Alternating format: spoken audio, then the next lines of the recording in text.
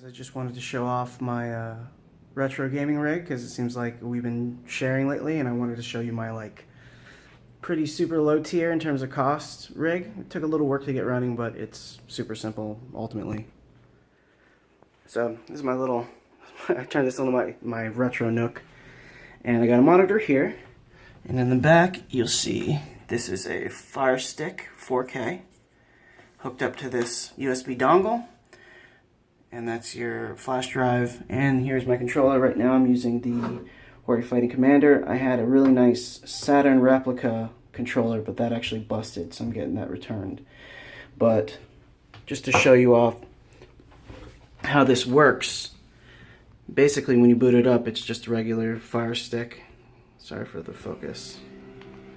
But I side-loaded RetroArch, and I loaded up a bunch of emulation cores. So you've got your Final Burn Alpha arcade emulation, some MAME, you've got a bunch of consoles, TurboGrafx 16, Game Boy Advanced, Game Boy Color, Nintendo, Super Nintendo, Genesis, Sega CD, Neo Geo, Pocket Color, PSP, and surprising amount of PlayStation emulator, Apocalypse, starring Bruce Willis.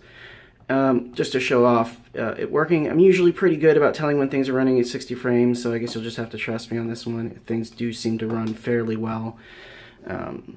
I've had trouble getting the Third Strike ROM running, so I'm not sure what's going on with that. But here is Second Impact, emulating on the arcade emulation. Input lag seems to be very good. I haven't had any really screen tearing. Certain games like, say, Metal Slug on the Neo Geo, Metal Slug 2, that have lots of slowdown, you can actually overclock and fix some of that. And from this menu you've got all types of different options. You can use save states and such. But it seemed to be a relatively simple solution to getting emulation, and a pretty portable version of it on the Firestick.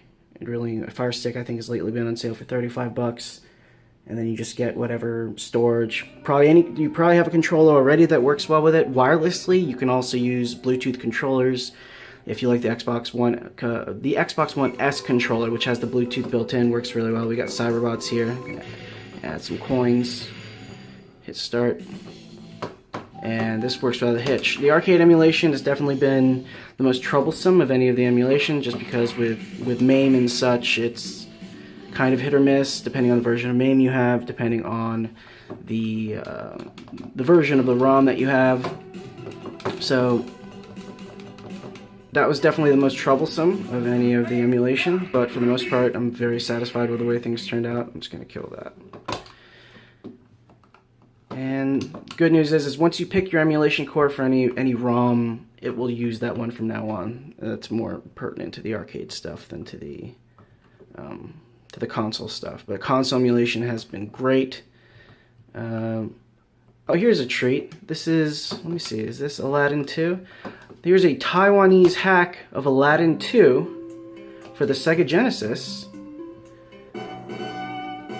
And you might remember there is an Aladdin 2 for the Sega Genesis.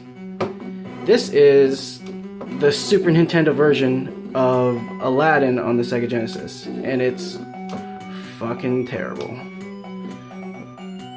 But funny nonetheless. Anyway, yeah, the game feels like shit.